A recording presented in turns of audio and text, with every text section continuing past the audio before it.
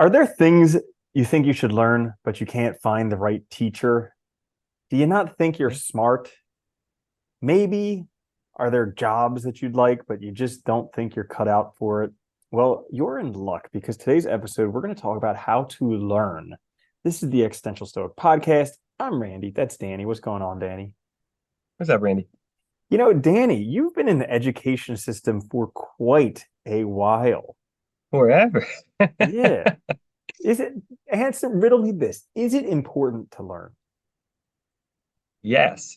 Yes, it is. Well, what's funny too? I think it's not only is it important to learn, but it's important to know how to learn on your own. Because everybody always knows the saying, right? Like you get out of anything, especially education, what you put into it. And like I think a lot of people come into it just expecting hand holding and the person to guide them, and they get very little out of it because they're not really doing anything on their own or engaging with it on their own terms, and finding things they care about. Hmm. That's a good point. So, in that vein, we're going to be giving a few quick tips today for how to learn. I will go first. And my first one is learn to teach yourself. So this is like a very, very common theme that I saw a lot back when I used to work as a veterinarian, because all these kids would come up to me and they'd be like, write me a recommendation for vet school. And I do my best to convince them not to become a veterinarian because it's for Like, for various no. reasons. And they'd be like, no, I won't do it anyways. But then they would, sometimes they would come up and they would be like, oh, I got to take these courses because I want to learn this stuff. And I was like, well, you can teach yourself. And they're like, Yeah. no, I can't do that. I need a teacher to learn stuff. And it's like, that is one of the biggest handicaps you can place on yourself, thinking that your learning depends on somebody else in order to do it. Because when you learn to teach yourself, you'll be able to learn so much more when you actually do have instruction. But then when there's not, guess what? There's still a ton of other places to learn other than from a teacher. And that's a great way to get ahead. That's a good point too. And it's funny, but like if you look like at any course you might theoretically take, just get the textbook and look at how the textbook's laid out, and I guarantee you the course is going to follow a similar path. And Mhm. so you can use that as a guide to sort of like create your own thing and teach yourself. I think you're right. Like we have people, I think it's from school probably. We think like you need that authority to impart the wisdom to you, but like you can do it yourself. You can be both in that Mhm. relationship. Dude, because Yeah. spoiler alert, nowadays most of the teachers just use a prefabricated coursework. They don't even come up with their lectures or anything. Yeah. So they're basically just you're paying somebody to read you the book. Dude, think of this. Yeah, dude. Right now, I just got our a report from like the union not too long ago. It's 78% of college courses now are taught by adjuncts, which means part-time people not making a lot of money, which means they're doing a lot of work to teach a lot of class, which means they have to cut corners because they have no choice, and it's ridiculous. So it's like, yeah, I think it's a really good point. Mind-boggling considering that the cost of The education is the cost, highest yeah, it's ever been and the yeah, quality is the yeah, lowest. yeah. It makes no sense. It's insane.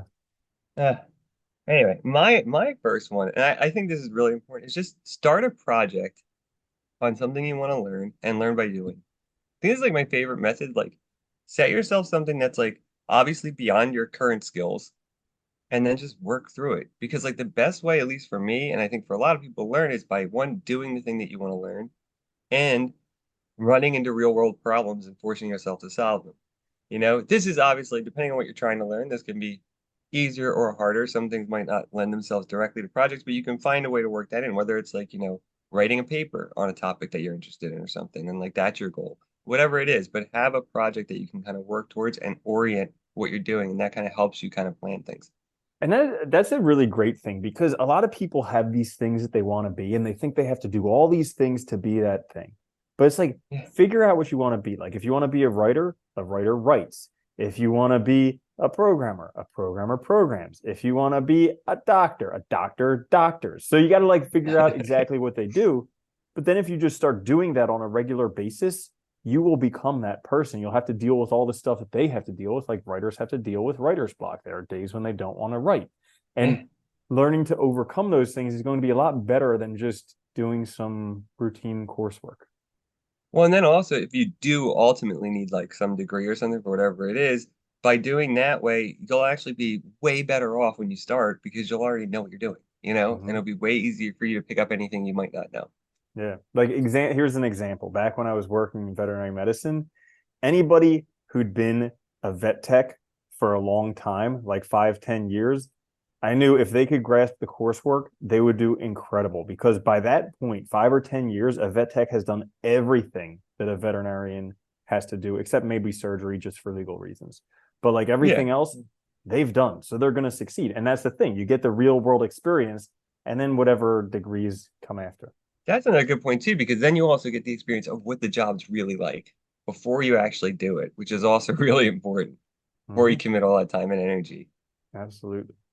So my next one, how to learn, is read books. So Hmm. remember when we were talking about what superpower do you want? And I was like, oh, I'd like to be invisible. And then you're like, I want to be able to touch a book and just like Yeah. understand everything. I was like, darn, that is a really good one. But you can, I mean, everything that's ever been learned, done, every problem encountered, every problem overcome, someone's done it and written a book about it. And you Yeah. can learn that through reading books. But also, I mean, aside from Danny, who's smart enough to know that reading is very important, Yeah. two of the richest people in the world, Warren Buffett and Bill Gates, they were both asked if you could do it, if you could have any superpower. Both of them were like, yeah, be able to read faster. And so, Yeah. like, the ability to read. And if you look across the board, most of the most successful people read a ton. Like Warren Buffett reads 4+ hours a day, and a lot of other people read a lot. I mean, look at Oprah; she has a whole freaking book club. So Yeah. tons of She has a people, club dedicated yeah, to books you read. exactly. So learning to read is something that is huge. And here's a crazy thing: so the average American reads one book a year. And for each minute you read a day, that's how many books you'll read at the end of a year. So the average American reads 1 minute per day. If you want to do twice as much as the average American, read Me too. 2 minutes a day. That's it. The That's barrier is like a not that page. high. I know. The Yeah. barrier is not that high. But Danny and I both have been reading a whole bunch. And, it's something where, at least for myself, I set goals initially, how many books I wanted to read a year. And then I knew how many I needed to read a month and how many I needed to read a week in order to accomplish that. And you get to levels to where you're just reading astronomical numbers, but you get exposed to so many great ideas and concepts. Oh yeah, and I think what I love about reading too, it doesn't even have to be like necessarily like a technical manual or something. It could be like even like there's even value in reading like fun stuff like fantasy and sci-fi and stuff, I think, because you're still like engaging and you're building your comprehension, you're building your ability to like just think and creativity, which is awesome. And like Mm-hmm. there's so many, I don't know, I love like because like all the time, like I'm not a scientist, but all the time I'll pick up books like on like quantum physics and stuff because there's so many like really good ones now that are short and like they're able to introduce these concepts in like fun ways, and it's just fun to learn about it, you know? Mm-hmm. I And think like actually, yeah, yeah. interesting you brought No, that go ahead. up because I'm listening to the Elon Musk biography right now, the new one, and the richest man in the world reads a ton of science fiction, and that's actually how he got most of his ideas for the things that he's doing from reading Yeah. science fiction. Yeah, I knew that actually from a while ago. I heard something about that because him and a couple other the big entrepreneurs like real into it. Yeah, but it makes sense, right? Because science fiction, how often do ideas that these authors come up with, those ideas become reality? Not in maybe the same way, but like, in a fashion, and it's kind of cool, and it just gives you a way to think about things differently. That's a good one. Is that second? Yeah, my second one, and this is pretty interesting. Once you figure out what you actually want to focus on, a good way to learn on your own is create a learning plan. Like literally set yourself up a plan. Like, this is what I hope to accomplish. This is what I want to do. This is how much time I'm going to dedicate a day. It could be anywhere from 5 minutes to whatever. This is where I'm going to start. And, you can adjust the plan as you go, but having at least some outline of where you want to go and how you're going to achieve this really helps when you get stuck because it gives you a way to kind of, okay, I just got to keep going in this direction and I'll get there. Yeah, I think that's a great one and definitely understated because that's like the one thing who people go to universities think they're going to Yeah. benefit from because the universities have already made a plan. Now, granted, it may not be a great plan. Like I just finished a master's that really I didn't learn anything in the field that I really wanted to learn. It was very theoretical, nothing really practical, but they had a plan. And so I bought Yeah. into the whole like they have a plan and I'll have a plan and all that stuff. But you can create a plan yourself. And after finishing that master's, I did create a plan for myself. And now it's like a lot more practically oriented and in the direction of things that I want to learn. So that's the benefit you can do when you create a plan on your own. I'm glad you mentioned that though, too, because that is like universities focus on theory. And like, which is it's good to know theory. It is because it helps you understand the practical. But like, you don't get that practical that I think is way more important most of the time. So often you still need to teach yourself anyway, even when you're in university, to actually do the thing that you want to do and not just like understand the background concepts.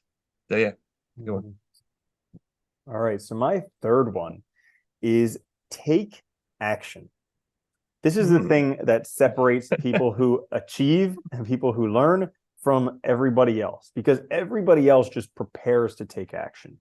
They read all the books, they listen to all the podcasts, they watch all the YouTube videos, they buy all the things they need to do it, and they never get around to taking consistent action.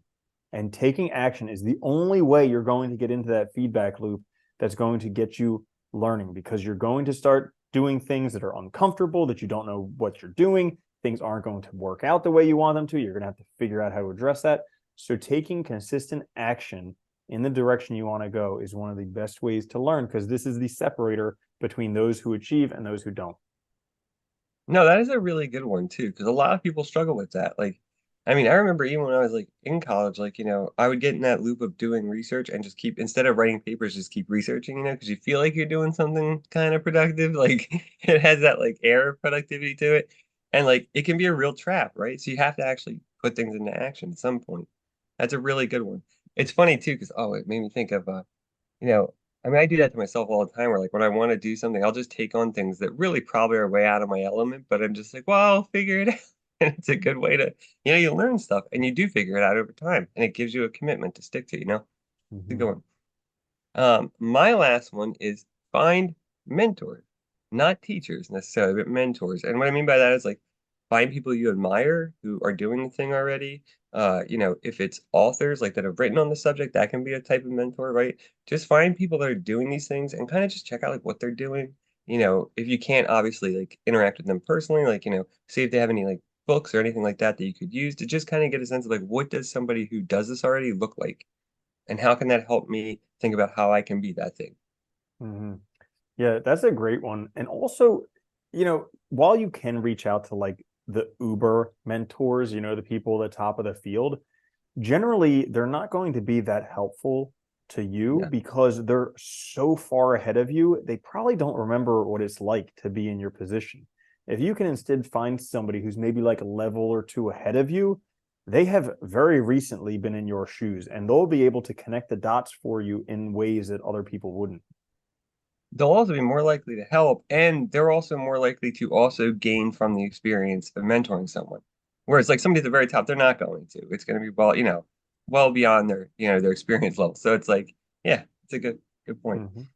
So there you have it in Hey, a nutshell, how to learn a few quick tips to help you learn the next thing. So if you enjoyed it, make sure to leave a positive review on Apple Podcasts. That could help us out quite a bit.